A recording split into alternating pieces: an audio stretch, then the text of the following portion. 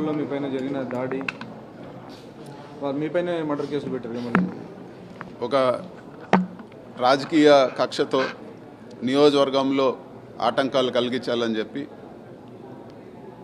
ఇప్పటికీ 2 సార్లు నియోజకవర్గంలోకి వెళ్ళాలన్నా కూడా వెళ్ళనివ్వకుండా, ఒక పక్కేమో క్యాడర్ పైన దాడులు చేస్తా, వాళ్ళ ఆస్తులు ధ్వంసం చేస్తా, వాళ్ళ పైన భౌతిక దాడులు దిగుతూ, ఇంకో పక్క నియోజకవర్గంలోకి వెళ్ళనివ్వకుండా ఒకరోజు హౌస్ అరెస్టు, ఒకరోజు ఈరోజు మేము సరైన సెక్యూరిటీ ప్రొవైడ్ చేయలేమని 2 సార్లు చెప్పడం జరిగింది. 3వసారి వెళ్తే పోలీసు సమక్షంలోనే వందలాది మంది తెలుగుదేశం కార్యకర్తలు రెడ్డప్ప గారు, మాజీ ఎంపీ రెడ్డప్ప గారి ఇంట్లో ఉండగా వందలాది మంది అటాక్ చేసి, మొత్తం వీడియోలు కూడా ఉన్నాయి, అన్ని బళ్ళు పగలగొట్టి, బళ్ళు తగలబెట్టి, రాళ్ళ దాడి చేసి అతి భయానకంగా దాడి చేయడం జరిగింది. ఇందులో ప్రతి ఛానల్లో కూడా అందరూ కూడా కంటికి కనపడినట్లు వీడియోలోనే ఎవరిపైన ఎవరు అటాక్ చేశారో అన్నీ కూడా ఉంది. చివరిగా జరిగింది ఏమంటే, మాపైనే రెడ్డప్ప గారు దాదాపు 75 సంవత్సరాలు, అదేవిధంగా మేము అక్కడ శాంతియుతంగా ఇంట్లో ఉంటే మాపైనే మళ్ళీ ఈరోజు హత్యాయత్నం కేసులు, నాన్ బెయిలబుల్ కేసులు బుక్ చేసి ఈరోజు టార్గెట్ చేయడం జరిగింది. ఇది ఈరోజు ఆంధ్రప్రదేశ్లో ఉండే న్యాయము.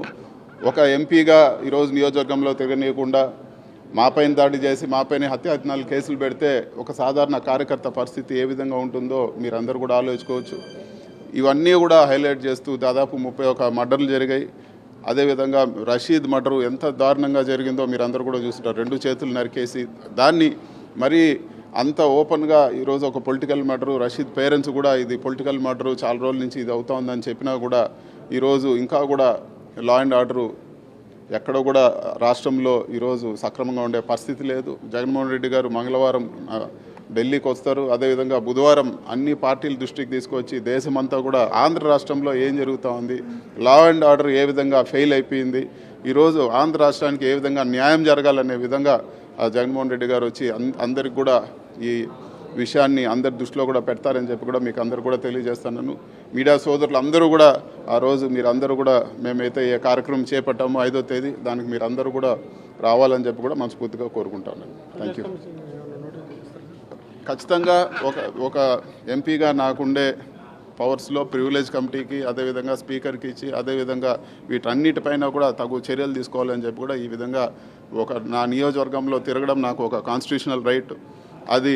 దాన్ని అడ్డుకుండే అధికారం ఎవరికి కూడా ఉండదు. ప్రజలు అధికారం ఇచ్చారు మనకు తిరిగి వాళ్ళకి పనిచేయడానికి.